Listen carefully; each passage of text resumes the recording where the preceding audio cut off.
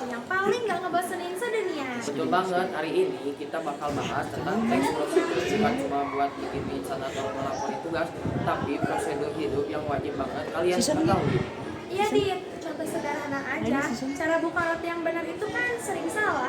Orang lebih suka mulai dari pinggir, padahal yang benar kan dari tengah. Prosedurnya harus dibuka pelan-pelan biar isinya nggak berantakan. Bener banget, teks prosedur juga berlaku buat yang lain. Kayak ngecek gebetan, step satunya, halo apa kabar, step keduanya, diam dulu biar dia yang jawab. Step ketiganya, jangan terlalu agresif, santai aja. Tapi ya Dit, yang bikin kita gagal tuh seringnya karena kita melanggar prosedur hidup, kayak salah timing atau nggak sabar. Prosedur hidup kan bukan buat diabaikan, tapi buat kita nikmatin. Bener Clau, jadi hari ini kita bakal bahas tentang teks prosedur. Prosedur hidup yang asik buat diikutin. Tapi ingat ya, prosedur ini bukan buat diikutin, tapi buat dicerna bareng kita. Nah, sekarang siapkan kopi atau cemilan kalian. Dari kita santai-santai dan jangan lupa follow kita di sini untuk episode berikutnya. Langsung aja kita mulai. Let's go. Jadi yang belum tahu teks prosedur itu apa sih, Clau? Singkatnya, teks prosedur adalah teks yang menjelaskan langkah-langkah untuk mencapai tujuan tertentu. Contohnya, cara bikin kue, cara daftar aplikasi, atau bahkan cara memperbaiki sepeda. Betul, tapi yang bikin teks prosedur ini spesial adalah dia nggak cuma ngasih tahu apa yang dilakukan, tapi juga bagaimana dan kenapa. Jadi jelas banget. Benar banget. Misalnya, kalau teks prosedur bilang panaskan oven sebelum memanggang, itu karena kue bakal jadi lebih matang merata. Makanya teks prosedur itu bukan cuma soal langkah-langkah, tapi juga logika di balik langkah itu. Setuju. Ngomong-ngomong, kamu ingat nggak teks prosedur paling aneh yang pernah kamu temui? Aku pernah loh baca teks prosedur, judulnya cara melatih ikan cupang agar agresif. Itu beneran ada loh. Itu kreatif banget. Kalau aku pernah nemu cara tidurnya yang saat banyak pikiran. Itu kayak teks prosedur tapi cocok buat self-help. Oke, sekarang kita bahas struktur teks prosedur. Jadi, teks prosedur itu biasanya punya 3 bagian utama. Yang pertama ada tujuan, yang kedua ada bahan atau alat, dan yang ketiga langkah-langkah. Tujuan itu jelas apa yang mau dicapai.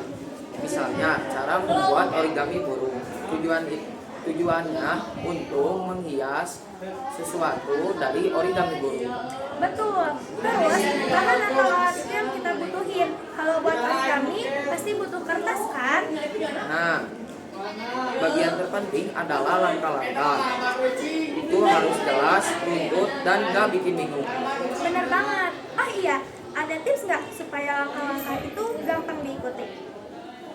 Ada, pertama, pakai bahasa yang sederhana.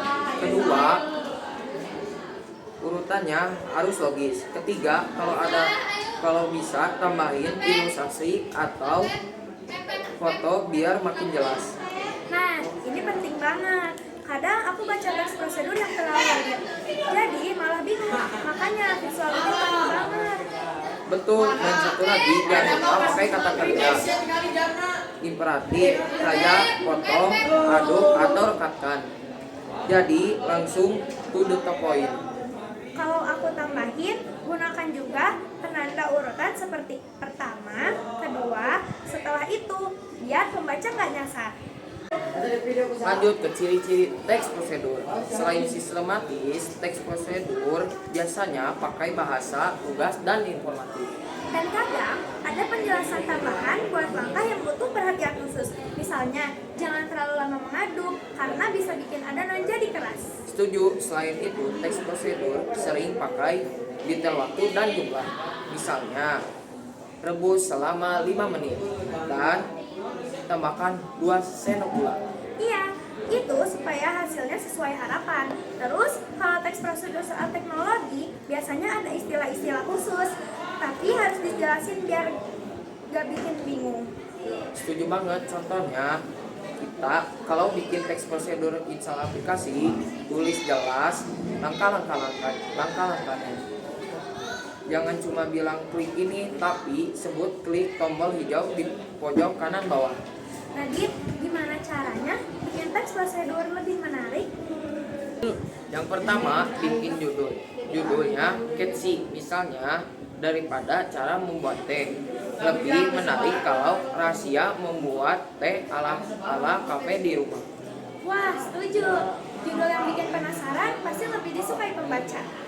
Terus tambahin elemen cerita. Misalnya, aku ingat pertama kali belajar bikin kue ini waktu kecil dan rasanya luar biasa. Benar, orang lebih suka kalau teks itu terasa personal. Terus, kamu pernah nggak bikin teks prosedur sendiri? Pernah waktu bikin tugas sekolah, aku bikin cara melipat kaos dengan cepat. Simple, tapi banyak yang suka karena bermanfaat. Bagus tuh. Kalau aku pernah bikin cara mendekorasi meja belajar. Dan ternyata teks prosedur itu fun banget. Kali ini kita mau bahas yang seru banget, yaitu bagaimana bahasa Indonesia menyerap pengaruh dari bahasa Sanskerta. Iya, Dit. Topik ini menarik karena ternyata banyak kosakata bahasa Indonesia yang asalnya dari bahasa Sanskerta. Tapi pastinya nggak sesederhana itu ya. Betul banget bro. Jadi ada proses yang jelas atau prosedur dalam penyerapan bahasa Sanskerta ke bahasa Indonesia. Yuk kita bahas langkah-langkahnya. Oke, langkah pertama apa, Dit? Langkah pertama, perdagangan dan interaksi budaya. Jadi sejak zaman kerajaan-kerajaan di Nusantara seperti Kutai dan Sriwijaya, perdagangan dengan India sudah berlangsung lama.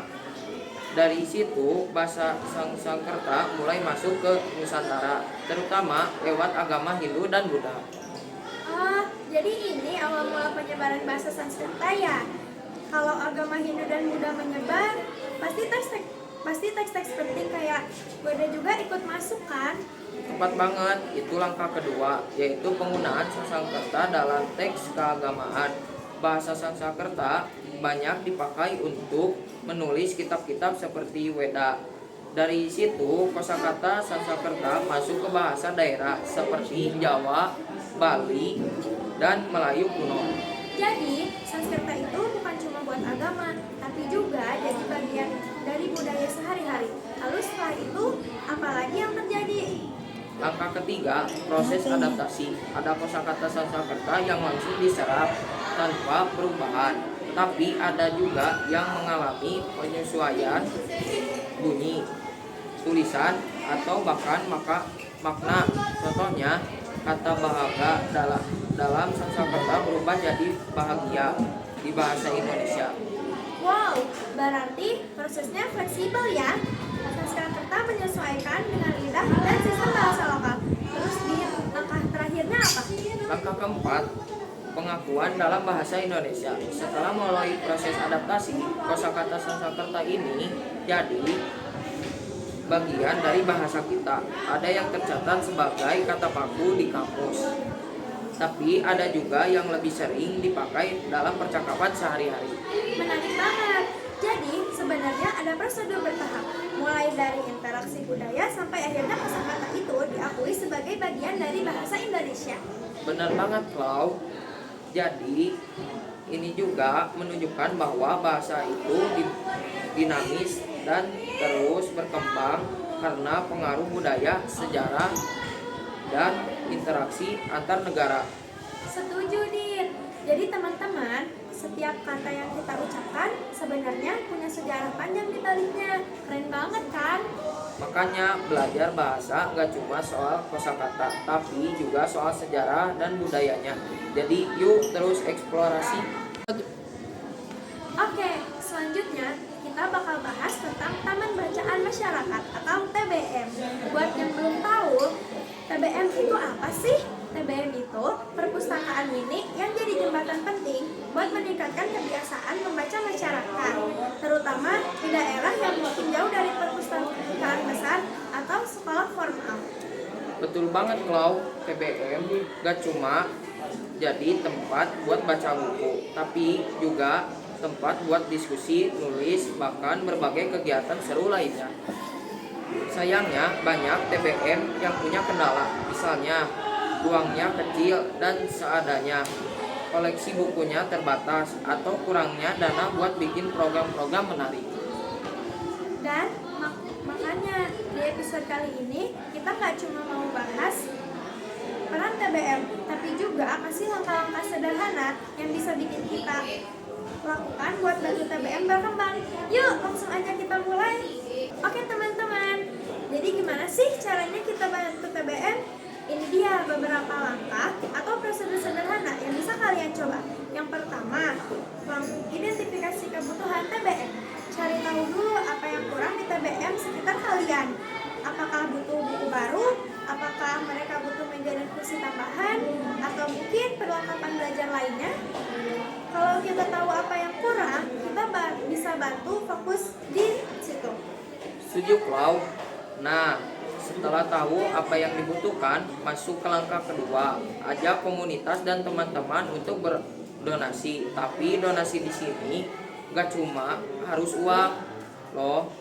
Kalian bisa donasi buku bekas yang masih bagus, alat tulis, atau bahkan waktu kalian buat jadi relawan di TBM. Kalau rame-rame pasti lebih seru kan? Betul, Radit. Terus, langkah ketiga, bantu promosi TBM. Buat kalian yang aktif di media sosial, coba deh bikin konten menarik tentang TBM. Kayak foto sudut bacanya, kegiatan seru yang ada di sana, atau bahkan cerita singkat manfaat TBM. Promosi itu penting banget biar makin banyak yang tahu. Nah, lanjut langkah keempat. Dukung program kreatif TBM. TBM bisa banget bikin kegiatan seru kayak lomba menulis, kelas dongeng, atau diskusi buku.